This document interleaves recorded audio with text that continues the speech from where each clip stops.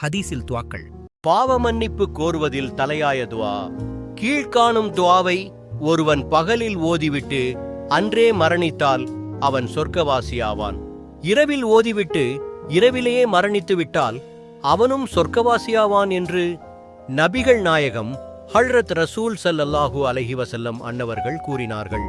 அல்லாஹும்ம அன்த ரப்பி லா இலாஹ இல்லா அன்த கலக்தனி வ அனா அப்துக வ அனா அலா அஹ்திக வ வஅதிக மஸ்ததஅது அஊது பிக மின் ஷர்ரி மா ஸனஅது அபூஉ லக பிநிஅமதிக அலைய வ அபூஉ லக பிதம்பி ஃபக்ஃபிர் லீ ஃபஇன்னஹு லா யக்ஃபிரு ذுனூப இல்லா அன்த. இறைவா, நீயே என் எஜமான், உன்னை தவிர வணக்கத்திற்குரியவன் யாரும் இல்லை.